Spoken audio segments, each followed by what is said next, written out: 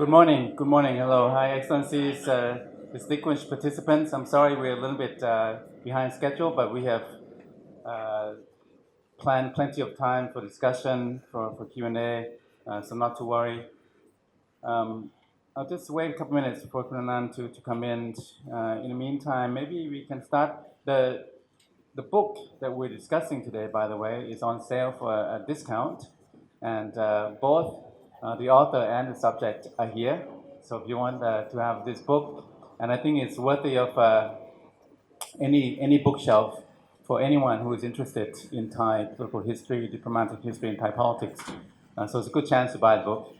Look, let me proceed this way. We will come to Dominic's presentation, but we have a number of distinguished participants here, a lot from the diplomatic corps, a number of ambassadors.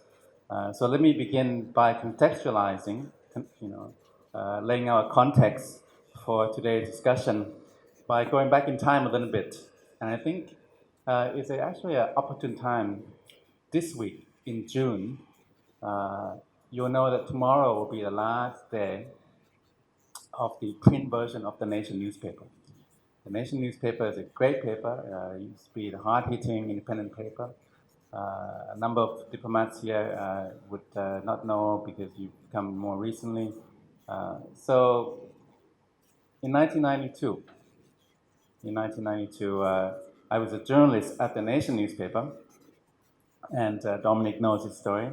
And Kunanan was the prime minister, second time in June 1992.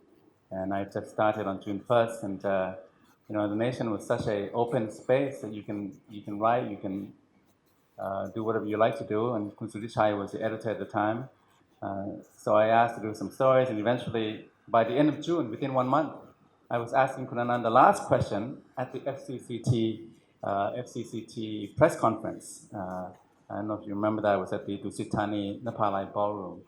So it's been 27 years since then. The Nation is folding. The print news business is having a hard time. But this is the time. So today we're going to look at Thai political history, going back in time, back and forth, if you will.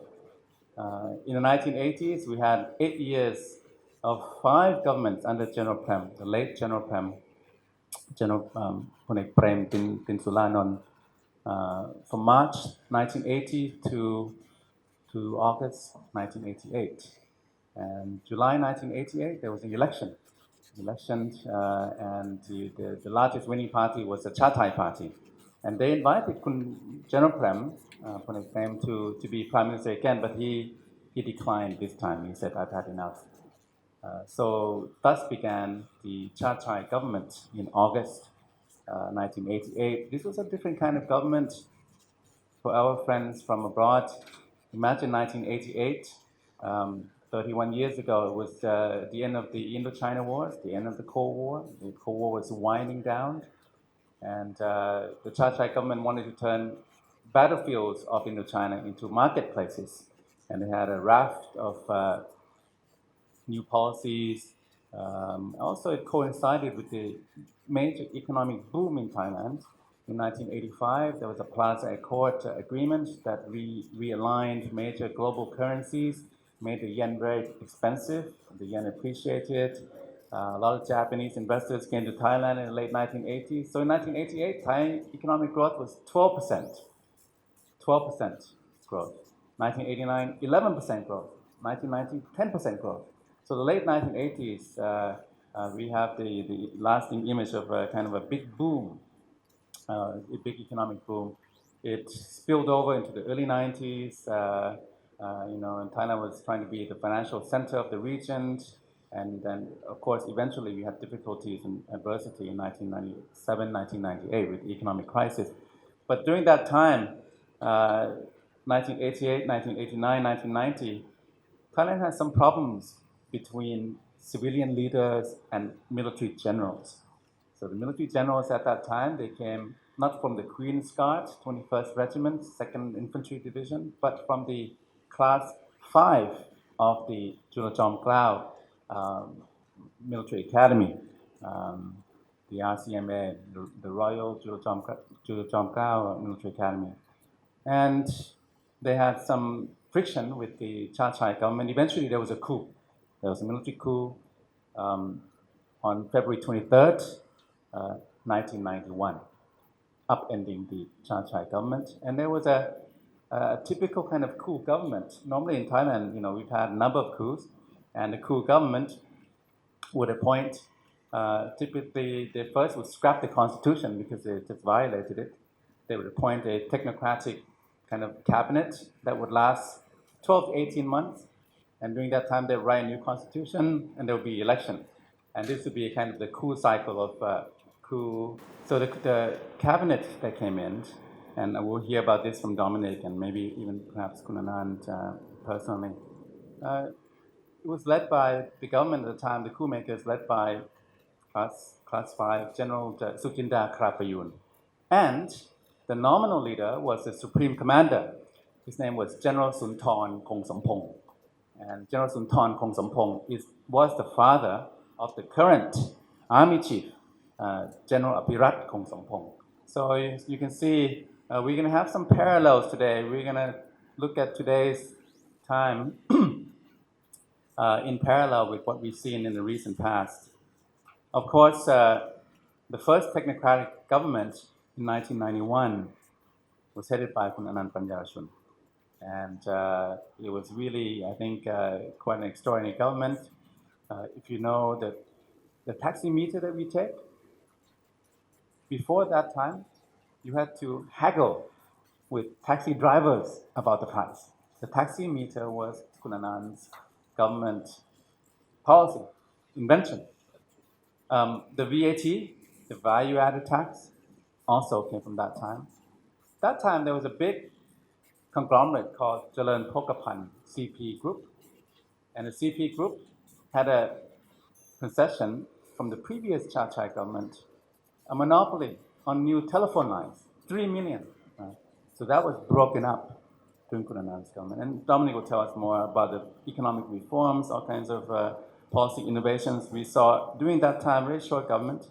And then, of course, when the Constitution came into effect, the military generals, right, the coup makers, got themselves elected to power through a party called the Samaki Tham Party. So the Samaki Tham Party in 1992, March 1992 election, would be equivalent to the Palang Pracharat Party today. Right? So General Suchinda at that time is General Prayut today. There are some distinctions, there's some major differences, but there are also some striking parallels. Of course, there was an uprising against this government that came to power after the election in March, culminating with a violent crisis in May 1992. And again, after that, we had a big crisis, and for a second time, Anand was called in to be Prime Minister from June 1992 to September 1992, when we had the election in September and the Democrat Party won. So that's the kind of the context of that era, the late 1980s, following on from General Prem's successful semi-democratic, semi-authoritarian 5 governments in the 1980s, with Chachai, a lot of policy ideas, but a lot of corruption allegations, graft allegations, eventually military coup in 1991, 2 technocratic governments, punctuated by a violent confrontation between the middle class uprising in Bangkok vis-a-vis the generals, the junta, and paving the way for the September 1992 election. Now, keep imagining, in the 1990s, from September 1992 election through the mid-1990s to 1997, right, 5 years, Thailand had its most organic, bottom-up constitution of 1997. And that constitution, and the constitution drafting process, was also headed by Anand.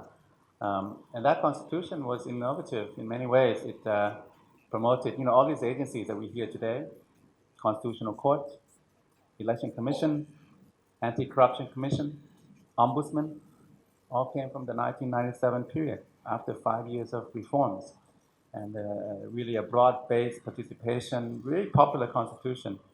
And I can go on about how it became politicized and eventually was scrapped. But now let me turn to our book today, the talk and discussion and comments. But this is the context. This was the last time. So Thailand, in the 1980s, semi-democratic. Late 1980s, people thought kind of more democratized, elected civilian leadership, and then military dictatorship, 1992, 1991, 1992, and then broad-based democratization, 92 to 97 plus, right? Now again, we have a military government. So it's gone in this kind of circle, and there's some parallels that I think we will tease out today. So on that note, without giving a long lecture about Thai politics, Dominic, I'm very sorry. It's your turn now. You have the floor for the next 30 minutes, 40 minutes. Talk about the book. I think I look forward to this. I have not seen this PowerPoint presentation. I'll see this as a kind of a intellectual entertainment and a travel back and forth in time. Dominic.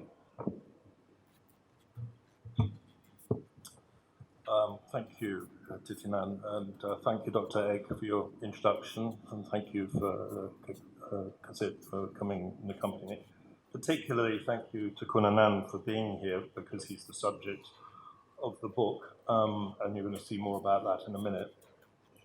Before I proceed to talk about it, I'd just like to echo Thitinan's comments about the demise of the nation, which is going to happen tomorrow. It's going to go out of print, it'll go online. It is the end of an era. It's symptomatic of a disaster in the print media, the traditional media in Thailand. And I think we're on the brink of an abyss in terms of loss of information, and the departure of the nation is symptomatic of that. Very fortunately, the Nation reviewed my book last weekend.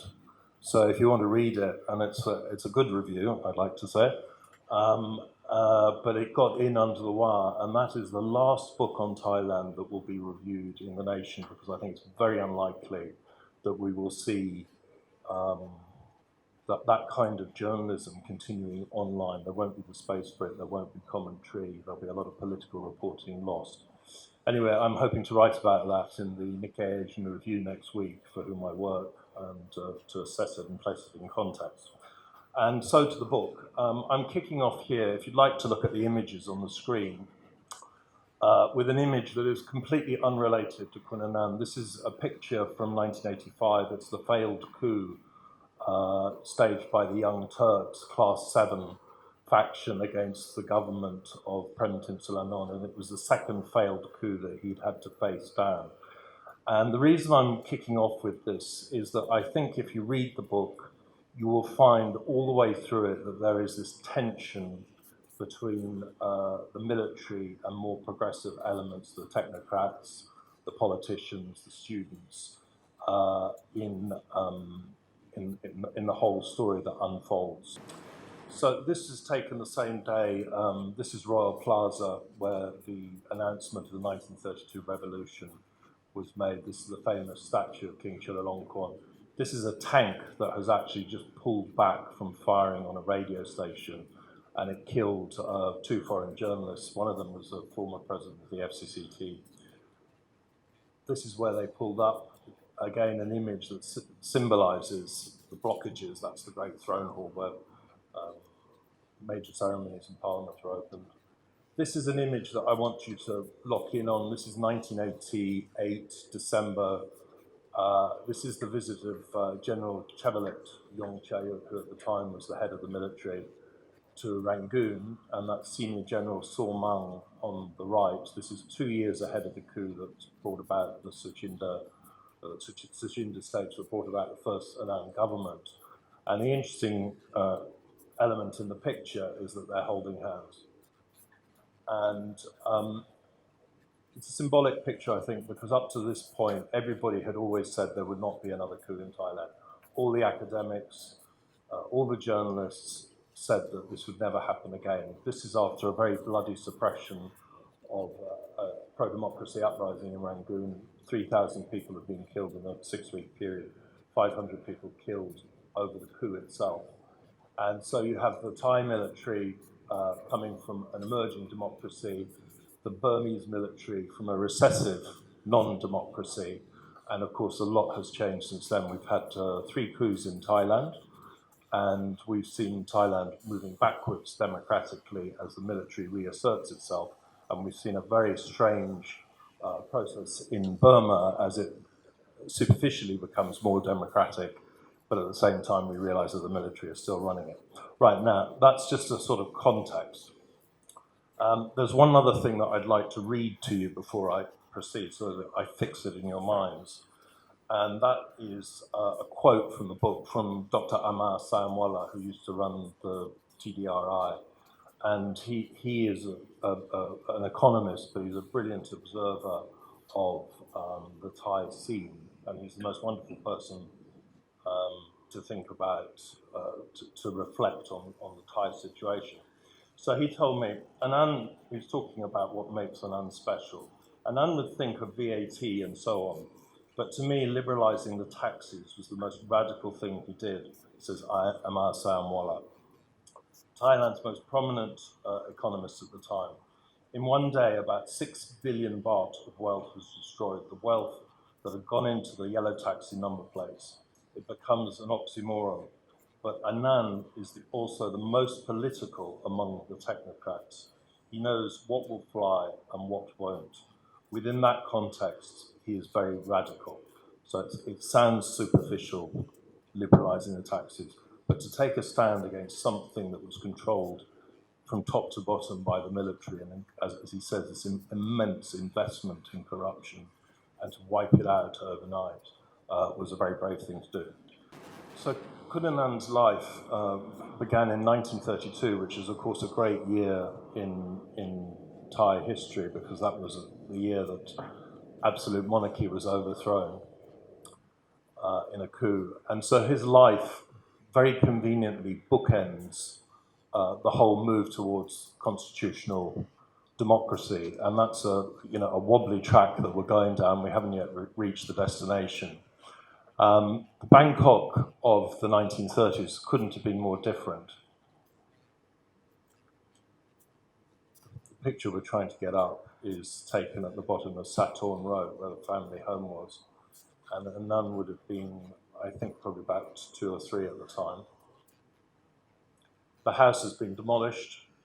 Bangkok is unrecognisable. Satorn then would be Laterite Road, the 2 klongs, and all the legations were down there. The German embassy was located in that area.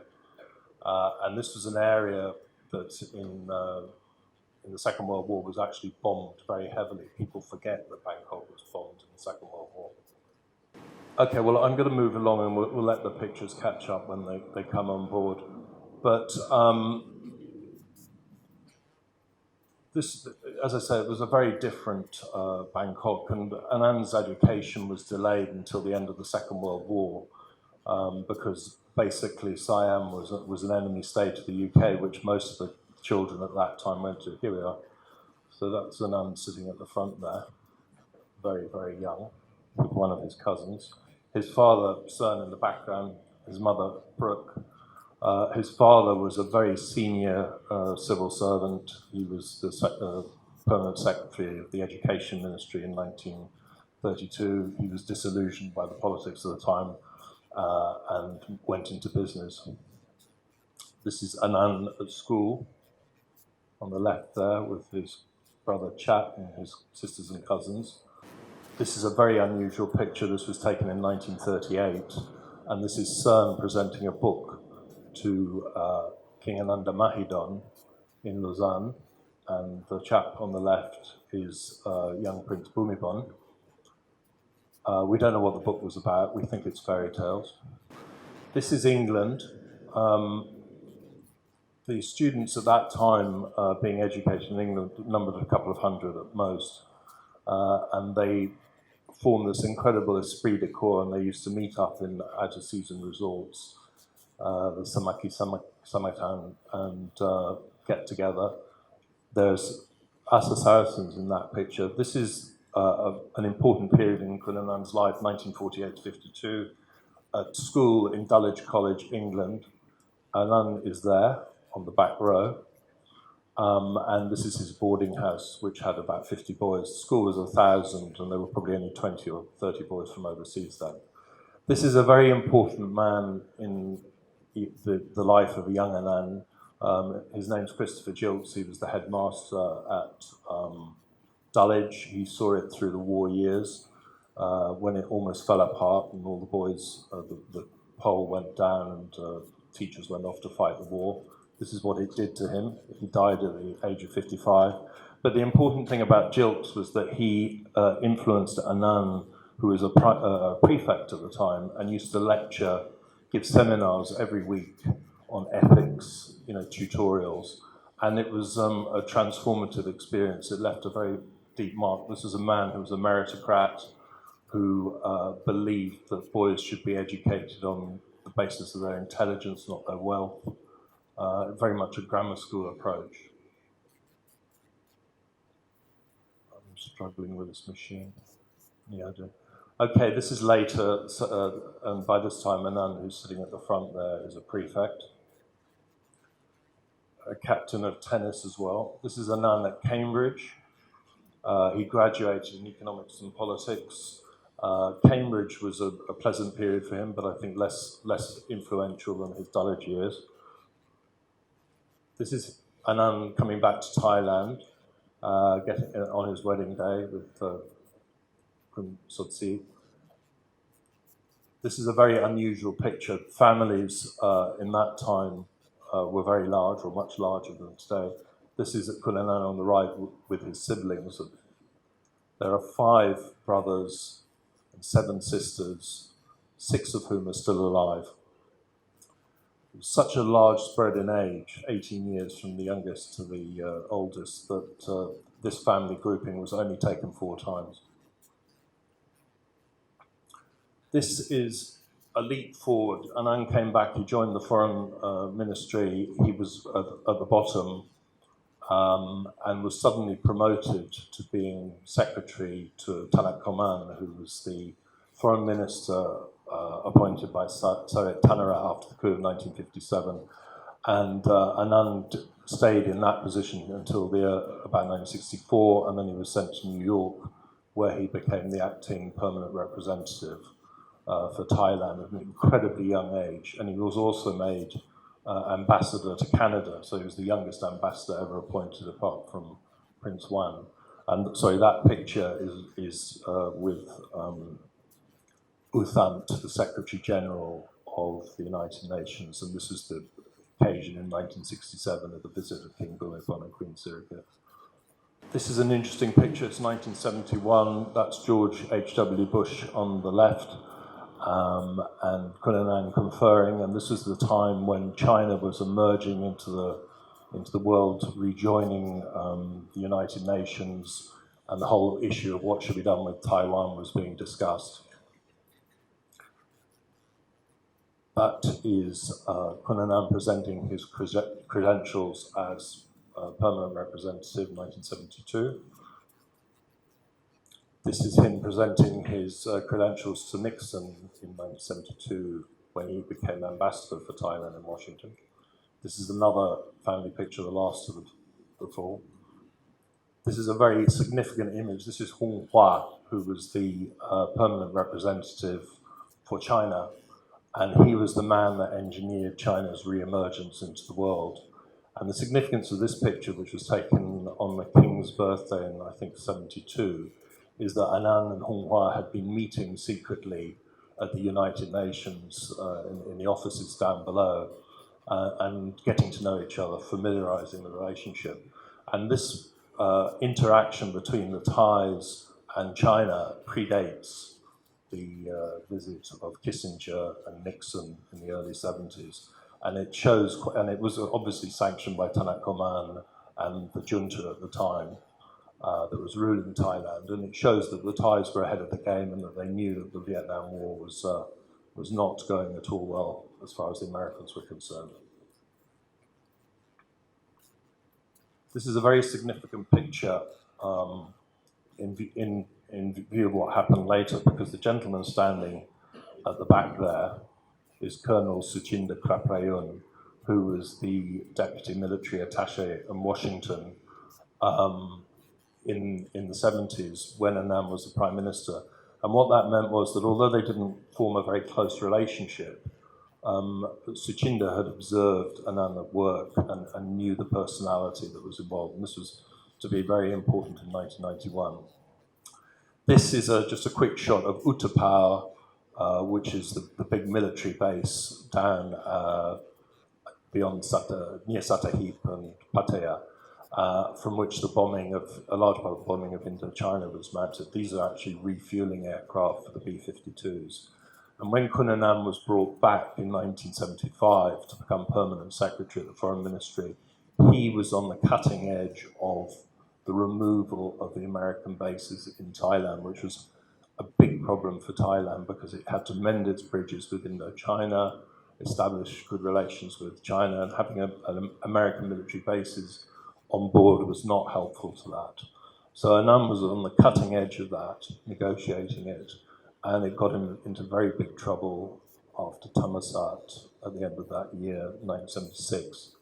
This is a superb image from 1975, and it's Kukrit Pramot's visit to Beijing, where relations were normalized, diplomatic relations were normalized. And this occurred within 6 weeks of the fall of Saigon. And so you've got Chachai Chunawan there, who's the foreign minister. You've got Anand as the permanent secretary there. And then you've got Deng Xiaoping here. And the lineup behind is the entire top rank of the Chinese foreign ministry. And at this time, China was normalizing relations with all the countries of Southeast Asia. Singapore was the last to come on board. This is Kukrit meeting Mao.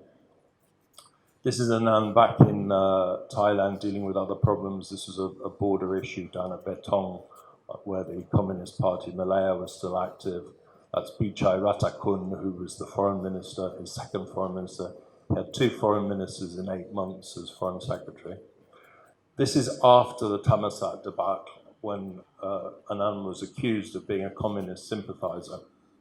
And basically he'd fallen foul of the Thai military and the US military and intelligence organizations, and they accused him of being a communist sympathizer. He was exonerated, there was no truth in it, but he was not restored to the position of permanent secretary and was sent to Bonn as ambassador, a very senior position. But this was basically the beginning and the end of his diplomatic career.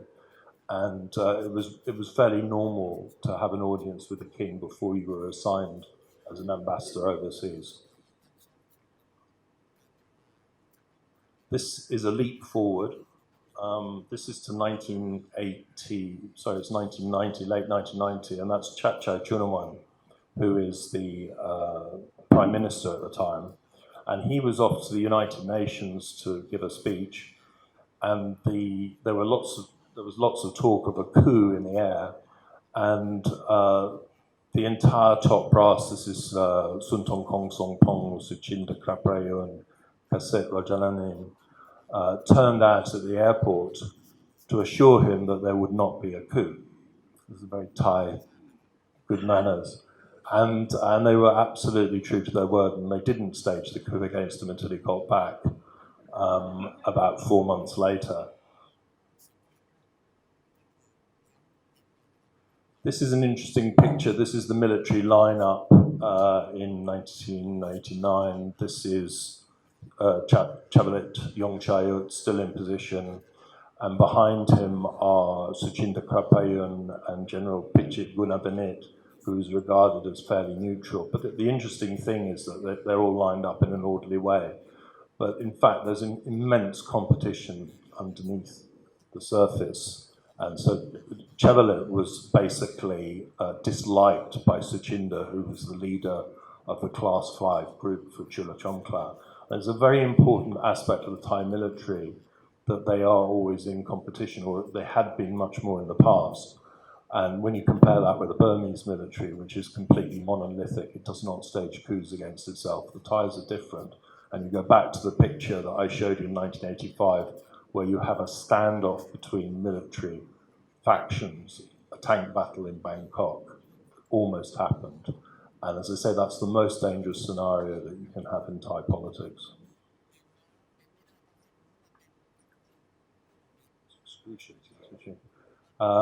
That's more top brass. The man on the left is General Pao Sarasin, who was a police chief and was in the first Anand government and the second one, and was a childhood friend of Anand as well.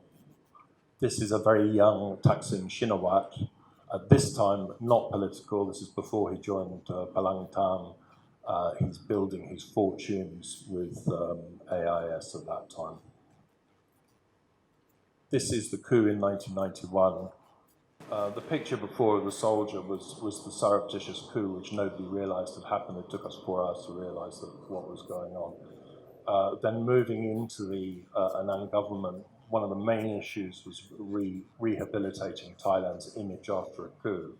And that was one of the reasons why Anand was turned to. I go into tremendous detail in the book about the nature of the coup, how it came to be that Anand, who had such bad relations historically with the military, was chosen, and how he took the ball, how he made the decision to accept it, even though it went against his grain, but he disapproved strongly of coups. But his decision to take the ball, run with it, because he felt that the country was drifting, that it had lost its way, and that it needed a firm hand, a technocratic hand.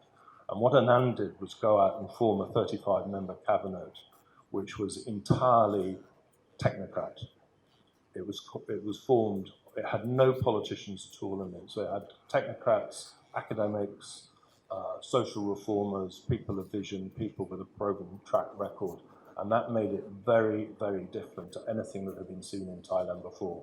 And it was immensely effective. So it ran for 14 months. It pushed through more legislation than anybody has ever seen. And the results of that legislation, from VAT to education, foreign liberalisation education, to the first policies on the environment, these things live on to this day, and they all stem from 91.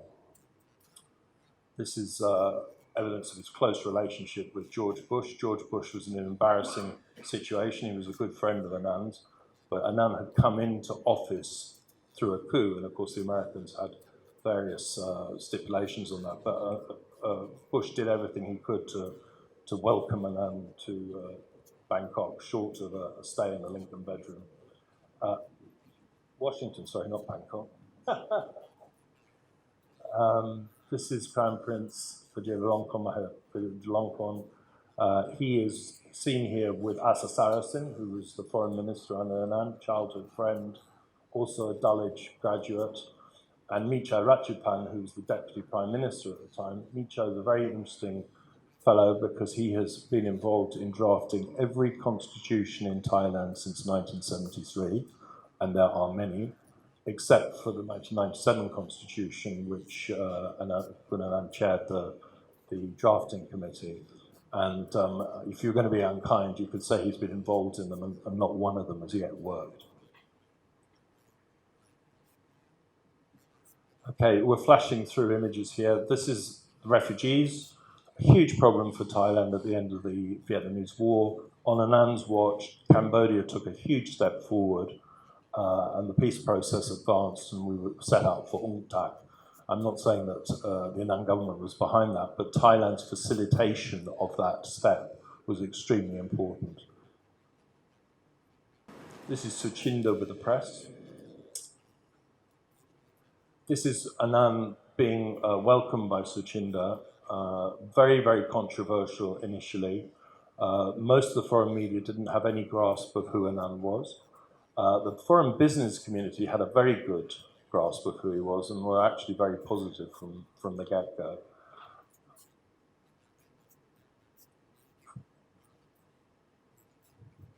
This is just a light picture. This is Dharani, who's actually sitting here.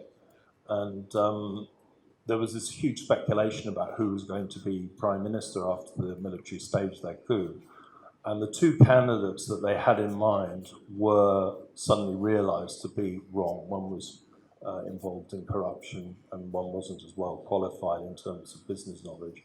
And so Anand was not even mentioned, there was no discussion of it, it was a big secret. And when he'd been asked to become Prime Minister by General Suchinda, Anand immediately called his daughters Nanda and Dharani, who was in Singapore, and asked for their opinions, and they said, basically, go for it. And but Dharani didn't tell anybody that her father was about to become Prime Minister. She's in a group of 10 friends. And they all climb on the airplane, and there are these pictures of the new Prime Minister of Thailand in the newspapers. So she can keep a secret. This is Kasem-Udhayanin, who was the man who staged the coup that ousted Chachai. He was the head of the Air Force. He was considered probably the hardline ideologue within the junta at that time. This is a very rare picture of Kunanan with General Prem Tinsulanon, who was the great Prime Minister in the 80s, who stewarded Thailand through an enormous economic period of development. And at this time, he was Deputy President of the Privy Council. And it's an interesting picture because they're not often seen together. They're people of a very different stripe, and they had very different world views. So it's significant. When you hear about people in the royalist camp all being of a mind, or people talking generally about the palace, it's mistaken. There's a lot of nuance, there's a lot of difference of opinion.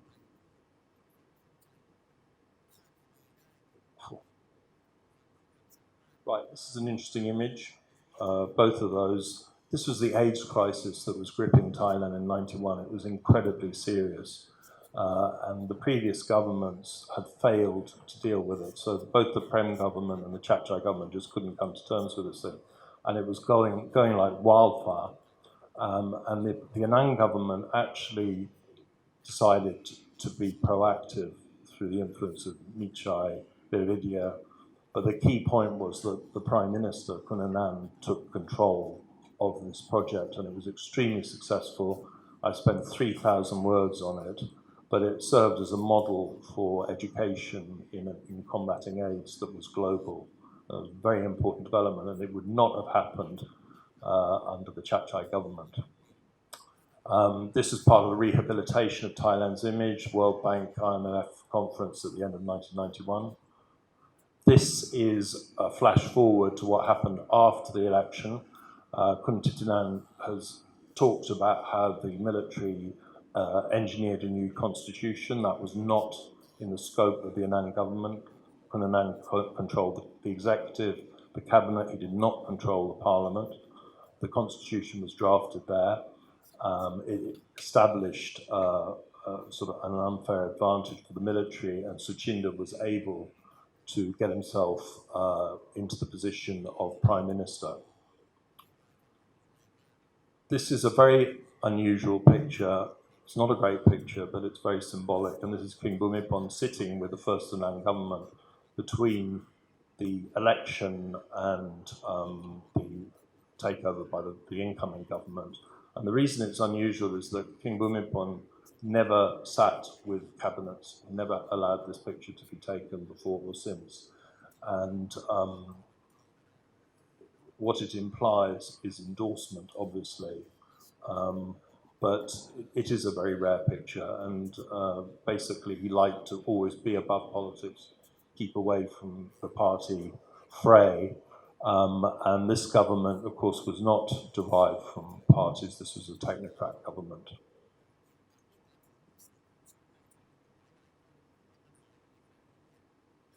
Okay, very quickly, that's the Makitam. This is the party that was formed as a front for the military. That's Narong Wongwan, who was the first person to be nominated to be Prime Minister, sitting in the middle. And he was knocked down when it emerged that he was on the Drug Enforcement Agency's watch list for people involved in drugs. And whether or not he was guilty was not the point. He was on the watch list. And of course, he wouldn't get a visa to the US, and therefore he couldn't be a Thai Prime Minister. This is Narong, this is Artit Urairat, who was the President of Parliament, and this is the man that grappled with the crisis that occurred when Narong was thrown out. Suchinda took over, there was violence that left over 50 people dead on the streets, and a new Prime Minister was needed, and it was this man's job, Dr. Artit, to make that nomination to the king.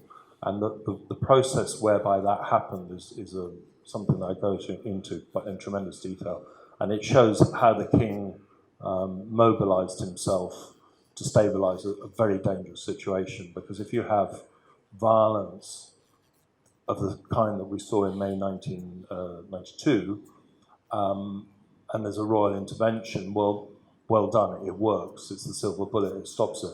But whether you can do it a second time, if it starts up again, is a very different question. So the need was to find a prime minister who did not want to be prime minister. And what makes Kun Anand stand out in Thai political history is that he's been prime minister twice, but he's given back that power. He could have stayed on in both junctures, there would have been support, but he gave it back. And in a Thai political context, giving back power is almost unheard of. Look at what we're seeing at this very moment, somebody who refuses to stand aside. Okay, these are the demonstrations in May. That's a famous politician. That is Sulak Sivalak, and these are the hunger strikes that went on outside Parliament. Sulak is probably Thailand's most famous social critic. 1992. This is a very important picture, and it looks superficial, but this is the start of the riots in May 1992, and the crowd has just been moved from Salamrong unexpectedly by Chamlong Simwong. And they are Pan Pha, which is the choke point into Dusit. It's a bridge. And what I want you to note in this is that this is an utterly peaceful crowd. These people were not out for trouble. This is the crowd that we had in 1992. But nevertheless, they were infuriated by what had happened about how the democratic process had been hijacked at that time. And they were on the streets in huge numbers. We're talking hundreds of thousands of people. So we're seeing a similar political environment today, but we do not see this kind of outrage, and we don't see any tendency to violence today. So it's very important to remember that the protests were extremely peaceful at that time. This is the burning of the Public Relations Department in May 1992. It was a disaster. Agents provocateurs basically burnt it down, but an enormous amount of historical material was lost. Anyway, I don't think we need to waste too much more time on the pictures, but this point about what's similar and what's dissimilar between 92 and today. And one thing that I would really pick out very strongly is that we had people on the streets in 92 outraged by what the military had done, by the hijacking of the political process.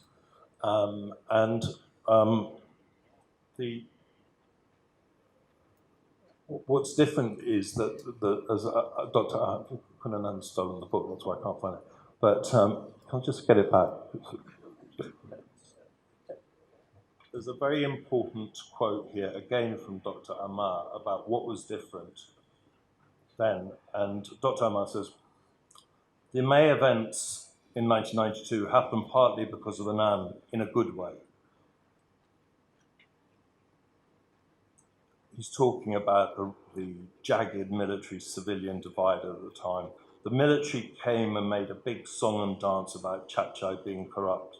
The one thing they did wrong, from their point of view, was to appoint Anand. I think Anand showed the Thai people, at least the middle classes among the demonstrators in May, that a clean government was possible. When all the shuffling was done, the military wanted to go back to the old style. It was exactly the same type of government that Chachai left, except that it was headed by Suchinda. That's why the May events happened. People were mad. They had been through the coup and all that, and nothing changed. Zero. So a corollary to that is how Suchinda dealt with the problem at that time. And the key thing that he did was to form the biggest cabinet that Thailand has ever seen. It had 54 members. It had a huge number of deputies. It expanded the number of deputy prime ministers attached to the prime minister's office. This was his way of dealing with all the factions. And that's why the government collapsed in 6 weeks, because he was a military man who was unable to deal with elected politicians and the way they go about business. So that much of the situation is similar today. That's what we're seeing again. What's different is that the number in the cabinet is capped constitutionally, so you cannot have more than 35, and Kun Kasit will give you a lot more information about that.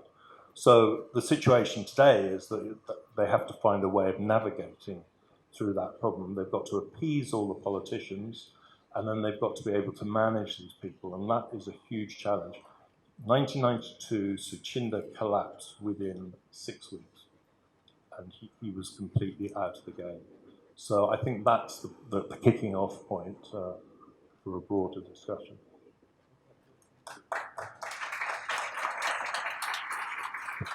Let me, before we go to former Foreign Minister Kasit, ask you a couple of questions writing this book. This is a thick book. You can read on. I read it while I'm traveling, but I have to make a photocopy and to take small parts. Otherwise, it's pretty heavy. It's a massive masterpiece, really. But biographies are not a popular genre in Thailand. Biographies tend to be one-sided, and actually they're kind of hagiographies. So if you get a book about someone, it's always a positive, good story. It's difficult to do critical biographies in Thailand because of various cultural norms and reasons and so on. So I think yours is a good, in-depth, incisive. I mean, it's got so many details. One detail, all these nuggets of history. One I like is that Asa Singh, the former foreign minister, was a good boxer when he was young. Things like that. And all these vignettes and nuggets. But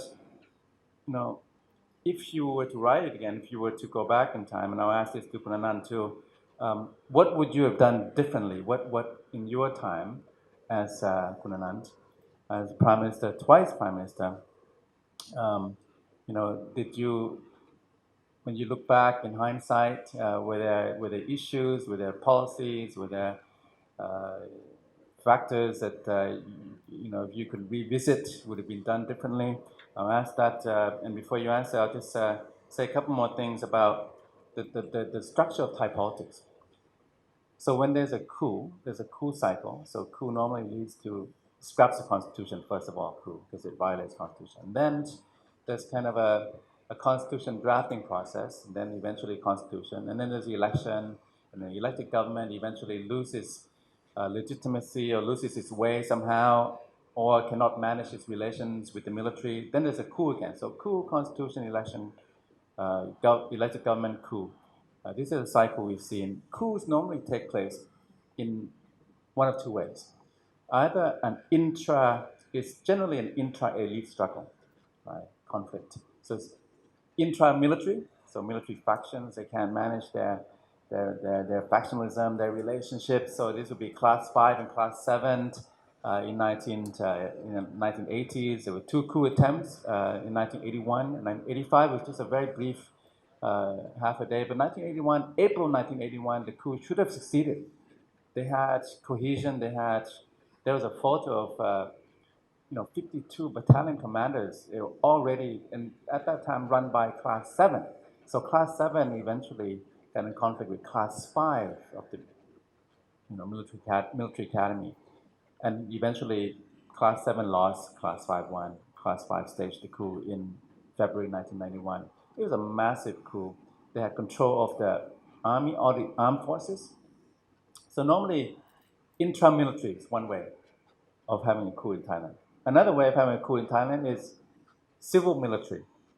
So the Chachai government couldn't manage its relationship with the Class 5, and it looked like General Chachai, who was the Prime Minister, wanted to demote or maybe transfer some of the army chiefs, army commanders, and this upset the Class 5. They took power. So these are kind of the two main ways that we've had coups in Thailand. This time, we have a very solidified, consolidated regiment. It's the 21st Regiment, Queen's Guards, which is one of the three regiments of the 2nd Infantry Division, The 2nd Infantry Division has number 2, second. So the 12th, 21st, and 2. So 2, 12, 21st. 21st Regiment is they're in power now. They've been in power for the last 15 years. They've had control over the army. And General Prayut is former Queen's Guard commander. So very solidified. Normally, when you have a military dictatorship in Thailand, in the 1940s, 50s, 60s, 70s, General Prem included, the technocracy would have a prominent role. So technocrats would actually have more authority. So the correlation is that when generals have a lot of power, technocrats have a lot of authority. Right? They're both unelected. They're both unelected. When politicians have more power, technocrats have less authority, less of a role. That tends to be the correlation. I spent 5 years doing that for my PhD. In this case, with General Prayut, first he stayed longer than Sutindan. And he's staying longer. He's getting closer to General Prem. He might be around for 8 years. It's possible. Senators can keep voting him back for the next 5 years. But he doesn't use the technocrats the way the old military authoritarian leaders do. There were a few technocrats, but they were not that empowered. And eventually the technocrats, who were supposed to be the technocrats, they became politicians. They're leading the party. They're running the party now. So that's one kind of anomaly, is one incongruence that we've seen with this government. Second, staying a long time, not going away anytime soon. So I just pose that. There's some really enlightening, insightful, vivid images. You see China back in the 1970s, look where China is today. Sino-Thai relations going back then. There's some personalities in Thai politics that don't go away. We see some Chulalongkorn, right? He was on the campaign trail. He's still around. His son now is taking over. So some continuity in Thai politics. I'll just leave that on the table, and then I'll invite Ambassador Kasit now to say a few observations, few words, and then we'll come back to the forum. Maybe if Anand chooses, he can also speak. Ambassador Kasit. ขอบคุณครับขอกราบสวัสดีท่านอนันต์ฮะ My deepest respect and homage to คุณ Anand, former boss, and I could claim that my mentor also, and to คุณ Dharani, the daughter. I think I could fathom how you have gone throughout your very young life as a high school child and so on. But congratulate all of this, that at the end of the day it came out very well, and you must be extremely proud of your parents, especially your daddy. When Kun Thitinan called me 2 or 3 weeks ago that can you come and talk about the book by Dominic, I accepted right away, thinking that I would be one of the panelists, 4 or 5 other panelists and so on, so I could hide or to say a few things. Then the invitation came just last week, and to say that I had to appear on this gathering only with Dominic, that is a bit frightening. Then outside the room, I had to greet Kun Anand. That is more frightening. And so in that sense, I have to reshuffle all the things that I have been preparing, I think, for the past 10 days and so on, and to rearrange and reset my mind again on what I am going to say. I will not take long because I think there will be a lot of discussion. But let me start from this point, how I did come to get to know Than Anand. I think it happened in 1973. And I think Than Anand, as the permanent representative of Thailand to the UN in New York, he initiated the program to take the young diplomats for training, orientation, familiarization at the UN General Assembly. And I think my name was being proposed, and Kun Anand did approve. So I was more or less picked up by him to go to be in New York from September to December in 1973. So I had that experience of multilateral diplomacy.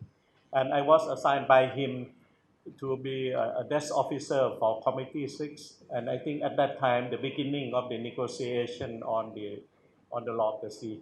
And I was working under Mom Luang Pirapong, one of his nephews, who later became the permanent rep also, and also the principal private secretary to His Majesty the King.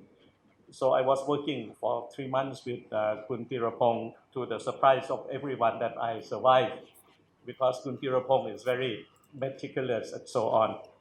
But incidentally, also, I was at one time sitting behind Kun Anand, and like what was being mentioned in the book here about Kun Sarod, my friend who became permanent secretary and also two-day foreign minister, that he was shuffling the papers behind Kun Anand, and he was reprimanded. I did the bloody thing, the same thing, and Kun Anand turned around and said, keep quiet. That was one of the things you learn about multilateral diplomacy. So that was 1973. And then by 1975, I was posted to Brussels and taking care most of the work on the Thailand's relationship with the European Economic Community. And 2 years later, Gunanan came to Bonn.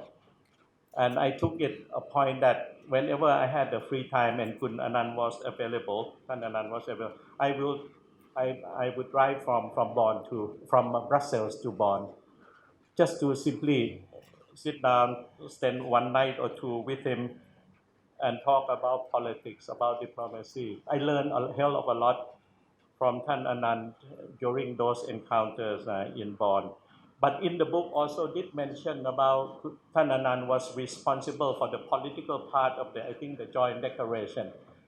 But I was working under Kun Asa, who was the ambassador in Brussels on the economic side. So I was very much involved with all the Thailand's and as well as the ASEAN activities with the European Union at that time. I think I worked also under the Brussels ASEAN Committee, I think one of its kinds at the beginning, and so on. Then subsequently, of course, Kun Anand became permanent secretary. I was still in Brussels. Then Kun Anand left the foreign service, as I think what's been mentioned on the board and in the book, and so on. And when he became prime minister in 1991-92, I was ambassador to Moscow at that time. So I never had a chance to work under him either as permanent secretary or as the prime minister. But I keep abreast of what was going on at that time. And reading this book, so many days, so many nights, in order to finish it before I come here this morning. And I had to charge Dominic for the massage on the left elbow in particular, and so on. But I knew all the events here. I was followed Kun Anand to a certain extent that I was also a CETO desk officer in the early 1970s before the Vietnamese communists took over Saigon and so on, and I was following or was involved partially as a small diplomat on and off about the Cambodian issues, Indochina, and so on. And later I became the Director General of the International Organization Department, and so the Cambodian issue, the Vietnamese boat people, and so on, as well as the first Paris conference on Cambodia in 1989. I was sitting opposite Hun Sen as the foreign minister at that time. So for 1 month we were arguing almost every day and so on. So to leave that aside, but the point is that when I first got into the Ministry of Foreign Affairs in 1968, there were only two names inside the Foreign Office, and then that all of us would like to emulate. to be as good at, and one was the name of Thanat Korman, that he gave us the sense of confidence, his vision, his sense of purpose, seriousness. And the second name was Anand Panyarachun. So all the young officers at the age of 22, 23 just joined the foreign office that อยากจะเก่งเหมือนท่านอนันต์ yes, as want to be as good as Kun Anand, and so on. So we already have some sort of a role model when we first joined the foreign office. That sense of excellence, that integrity, that decency, and to do the best. And the merit system should be the name of the game. So that has, I think, somewhat dominated the atmosphere of the foreign office, I think, in the 1960s and 1970s. But leaving that aside, a bit of my personal account with Thananan. Coming back to the book, I think it should be more or less divided into two main parts. One is when Thananan was at the making of Thailand in his early period, especially as the secretary to Kun Thanat Korman. And through Kun Thanat Korman and the instruction from Kun Thanat Korman, Anand was everywhere at the important juncture of Thai political involvement, diplomatic involvement in Southeast Asia and with the world at large. So he was excellent technocrat, carried out his work to the best of his ability and successfully. I think that was the first part. So he was told what to do, and then he did it with an A+ all the time. In earnestness, seriousness, dedicated, and selfless in that sense. Then when he became the prime minister, then he's no longer getting orders, but he did put the vision into the whole thing. And then that sense of services to the country, to the public good, for the common good, was always there. We felt it when we work with him directly or indirectly, or what we have said and so on. And then we sometimes we heard his speeches, we read his speeches and so on. It is about decency, it's about governance, it's about honesty, and about dedication to the country as a whole. The other point that I would like to mention is that I think the book was a bit missing one point, which is very important. I think it was the coup d'etat of 1947 by Field Marshal Pin Chunahawan, grandfather of which everyone here in this room know, Kun Kraisak Chunahawan, the son of General Chatichai.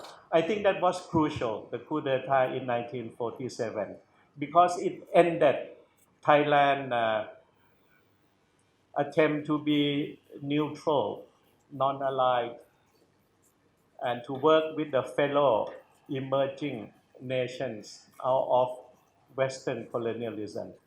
The coup in 1947 decided once and for all that Thailand would be joining the Western world and become an anti-communist entity and fight the domino theory. And subsequent to that, I think 2 or 3 years later, we went to the Korean War, and we joined the Americans in the Indochina War. And we could claim credit that by 1989, the Berlin Wall and the demise of the Soviet Union in 1991, we were also part of the victorious forces in defeating communism. So that is how I see it. Now, coming back to Kun Anand's life, one last point. I think 3 or 2 people or 3 people have to be given much more credit than what appeared occasionally in the book. I could not help to have my deepest admiration for Than Anand's father, Than Serm, and also his mother, Than Prik. I think the nurturing and the formative period of Kun Anand, although elite is aristocratic family and so on. I think the whole atmosphere in the household was the moral precept, the sharing, the concern even to the children of the servants and so on, that they went to the same school as his sisters and so on. That concern for the little people, not to take advantage, not to be selfish, to be circumspectual in whatever you do in life. And I think one's life is to serve the common good. And that atmosphere, I think, somehow permeated the whole family, household, and so on. And on top of that, I think that nurturing was further being given by Headmaster Gil. I think that's very important to more or less form Than Anand as a team player, respect the others, and to play a game according to the rule. Never cheat, never to have that self-interest or sort of a rent-seeking type of activities in whatever you do. And one last point. It's amazing that going through this book, so many positions Than Anand has been holding. And I think recently we just saw a lot of soldiers for the, I think, anniversary first of the First World War a few months back. And then the Second World War, the Dunkirk, and so on. You see soldiers with so many medals. I think if one were to give Than Anand a set of medals, it would have to combine both the First and the Second World War, because he has been holding so many positions in the bureaucracy, in the government, in the political side of it, in the private sector, and also working very closely with so many NGOs. Currently, I think he's still ambassador for UNICEF, and so on. So the point is, how can the man be such so versatile, highly respected? I think one last point, it's because Kun Anand is one of the few people in Thailand, and I can say that in the world, that he has been living and operating and leading with the moral authority. And that's what it's all about, human life, especially in Thailand, that the moral side has not been forthcoming. We profess ourselves to be a country with long culture and tradition, with so much of the Buddhist activities and so on.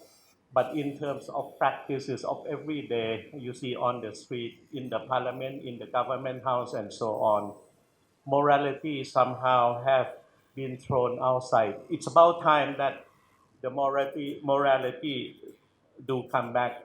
And Than Anand, as the moral authority of Thailand, cannot negate that responsibility. He says so many times on and off in his many interviews that I don't like politics. But I think politics is part and parcel of everyone's life. And since I left the Democrat Party as of last week, I have the freedom and the flexibility to go and see him much more often, to convince him and influence him to come back to the fore of Thai political scene in order to provide the moral authority and lead Thailand out of this predicament. Thank you very much. ขอบคุณมากครับ